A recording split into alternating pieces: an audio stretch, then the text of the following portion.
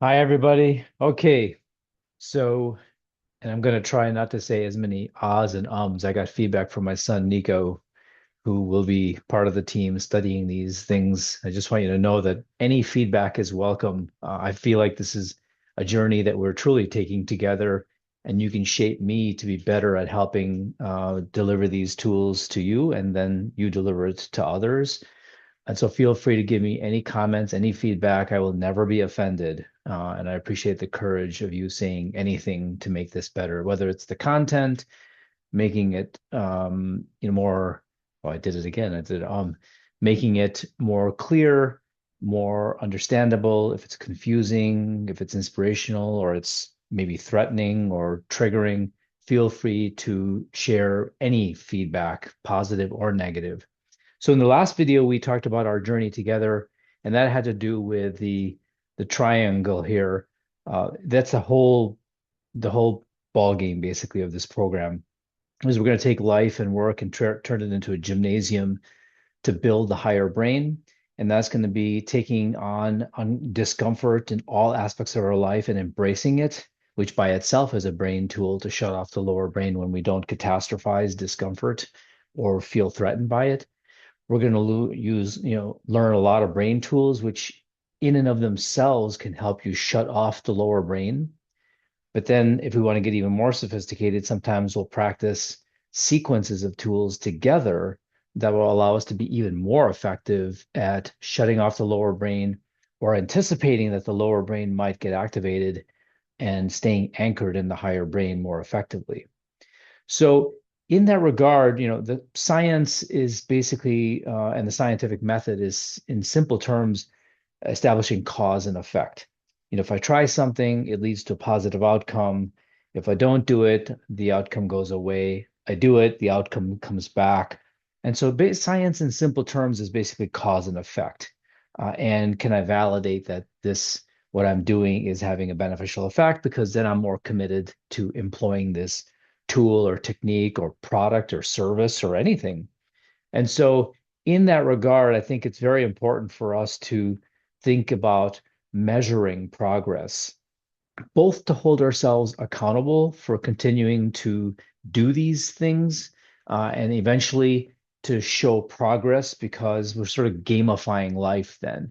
And if we once we catch progress happening, the problem is the way the brain is designed is that over time you get habituated to positive change and you can't tell the difference from 6 months ago because you're just used to it.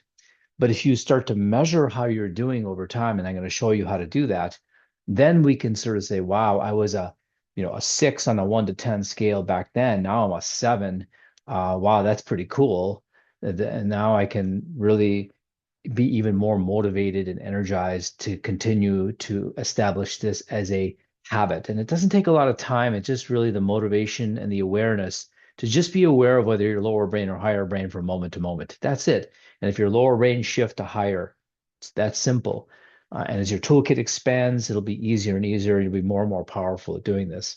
Okay, so the idea is that in the era of overstimulation and too much activity, it's really important to measure higher brain activation, that we are progressing towards becoming more and more higher brain dominant from moment to moment and in certain key situations, because that will then give us once we notice that we are more higher brain, then we'll have more energy and commitment to building the higher brain. There'll be a virtuous cycle that happens because you'll get better. Then you're like, wow, this is really cool. It's really having a positive effect in different aspects of my life. So I want to devote even more awareness to it. Again, it's not extra time necessarily. It's simply awareness and motivation to constantly have almost like you're expanding a parallel part of your brain. So while you're engaged in life doing things, you've got this other part of your brain that's constantly monitoring and able to rapidly recognize a threat to going lower brain or that we are lower brain and then shifts us higher. So I'm going to share with you two ways to measure on a 1 to 10 scale. So here's one. In broad terms, this is what lower brain looks like, and we know it's the combination of the orbital prefrontal cortex and the ventral tegmental area, and the nucleus accumbens, and the amygdala, and the hypothalamus pituitary adrenal axis. It's what I call C-fast, craving, fear, anxiety, stress, and thinking. This collectively represents the lower brain. It's located mostly geographically lower. Some of it is also geographically higher or prefrontal in collaboration with this limbic system. But it's responsible for loss of energy because when the lower brain's active, it drains the battery. In the beginning of the day, we have more neurotransmitters. That's what sleep does. It rebuilds our neurotransmitters, our battery is recharged. But if the lower brain is spinning a lot with stress and fear and thinking, hyperthinking, it'll drain the battery. And so we have less energy.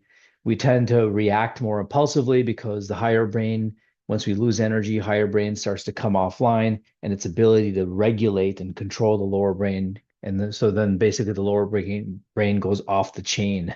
Anxiety, foggy thinking, relationships are a mirror for how lower brain we are. We may think we're doing fine, but the others perceive us as being edgy or moody or angry or shut down, and so they can sometimes give us that feedback directly or indirectly. Anger, jealousy, headaches, as you become more lower brain activated, you activate the sympathetic system as well as releasing the stress hormone cortisol. These two systems interact with each other, and so they can cause headache, faster heart rate. You can also have loss of focus, loss of control. You become a little more tunnel vision when you're lower brain. You take the higher brain offline, which is where we have a lot more bandwidth. You take that offline, you become a little bit more tunnel vision and focused on just this thing in front of us. Loss of control, memory becomes worse because that's higher brain. Learning capacity goes down, happiness goes down.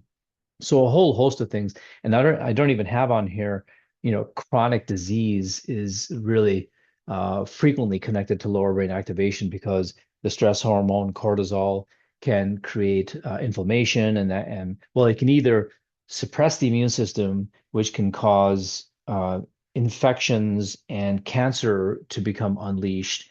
It can also contribute to inflammation paradoxically, which then can cause destruction to the lining of the blood vessels, damage to the genes, which can lead to cancer. So a whole host of chronic diseases and chronic pain conditions are connected to lower brain activation.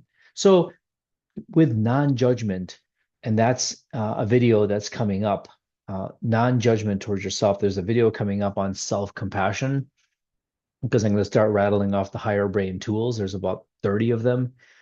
But with non-judgment, we need to accept ourselves as we are. Paradoxically, that's how we get command over the lower brain, is when we accept ourselves as we are and recognize that where we are on this scale, sometimes there's shame about being lower brain. We need to get rid of that. That you are lower brain because of thousands of influences in your life, combined with the genes that you were given. That's okay. Your game is to go from a 1 to a 2 or a 2 to a 3. That's your game. Don't compare yourself to the 9 or the 10 if someone's already kind of enlightened and happy all the time. They got lucky. A lot of things were handed to them. They're not better than you. We define success as improvement, and the ones who are 9 or 10, so they got lucky. Their goal is to go to a 9.5 or a 9.6. Like they can't sit on their laurels. They need to advance in order. And then the true test of being a 10 is that you want to help everybody else around you. You don't rest on your greatness. So the true test of being a 9 or a 10 is that we're tirelessly working to help others. I say not, I said we by mistake. I'm not saying I'm a 9 or a 10, but uh, nines and tens should be by definition helping others. So signs that you are towards a 10, tolerance for embarrassment, tolerance for vulnerability, staying peaceful in the midst of difficulty, willingness to ask for help, creative risk-taking, problem-solving ability improves because we have expanded bandwidth, less fear of FOMO, fear of missing out, another video that's coming up shortly now, because we realize that our happiness is actually a mental state. Happiness does not have to do with external circumstances other than the story that we tell and the dopamine value that we attach to it. Mindfulness, the ability to take advice, better working memory, failure tolerance, less expectations and other dopamine phenomena, less fear of failure, less judging others, less fear of rejection. You get the idea, right? So you don't have to obsess about every little granular detail of this versus this. Just give yourself a feeling of, am I a 1 to a 10 and how honest am I being? So that's one category of measurement.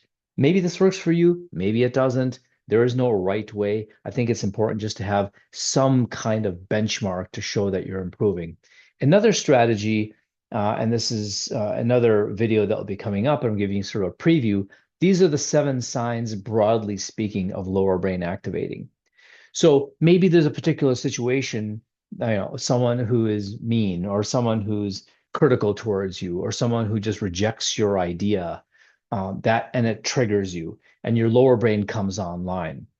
And then you could even go further and understand that there are different algorithms in your lower brain. It's almost like you have different entities in your lower brain. I call them laces up here: loss, avoidance, and compensation entity. Lace. These are laces that tie you up. And they came about because of trauma. And we all have trauma. And that I will also be sharing a video with you soon that talks about the categories of trauma, how it activates different algorithms in your lower brain that show up and stick around forever to help protect you from that threat.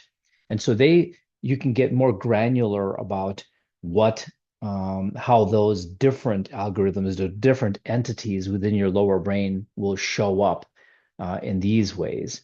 And so there may be, and this is another video that's coming up soon, is talking about the categories of triggers, right? So difficult conversations or discomfort scenarios, these are to me like the barbells of the gymnasium to build the higher brain.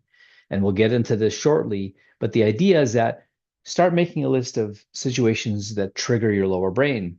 And then based on a 1 to 10 scale, how activated do I get when excuse me, someone's lower brain around me, someone's critical, someone rejects my idea, someone gives me feedback, but they do it in a not nice way. I'll get more and more granular about the different categories of discomfort and how they activate our lower brain, why it's important for us to kind of catalog our particular laces, our particular trigger scenarios, and then we can score it on a 1 to 10 scale. A one, maybe I went really lower brain. A 10, it's like, hey, I didn't react at all. In the past, I may have been like a 3.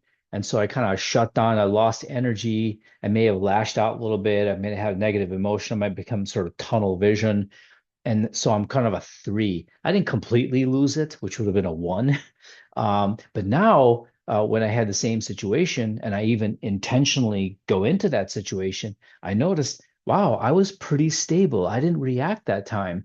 And so the combination of visualizing the scenario and building higher brain networks or tools to be able to intercept that trigger when it comes in and prevent it from going to the lower brain. Instead, I divert it to the higher brain with a different perspective or a different technique or a different visualization, what have you. And that's what all the higher brain tools will be. That's like, wow, that's clearly an improvement compared to how I used to be with that particular scenario. Then you're like, this is cool. Clearly something is happening in my brain. And so, in summary, I want you to, establish some kind of benchmark of progress, whether it's, daily or maybe multiple times per day. You have a self score on a 1 to 10 scale, lower brain to higher brain, sort of broadly speaking, or, and you can collect categories of trigger vulnerabilities and what's your reaction on a 1 to 10 scale over time. And in fact, we want to needle these vulnerabilities on purpose to gauge progress. We're sort of gamifying life and the prospect of higher brain weightlifting. So you kind of have to, in a way, paradoxically, activate the lower brain in order to build the higher brain muscle in resistance to that. And that's a great way to gauge progress, but then also create plans for dealing with specific triggers and preventing them from going to the lower brain. And that most powerfully, not only do you feel better, but as we've talked about in previous videos, you're going to be a lot more tolerant of risk, self-awareness risk, growth risk, learning risk, innovation risk, difficult conversation risk, intimate relationship, leadership risk, happiness and spiritual risk, all those 7 or 8 categories.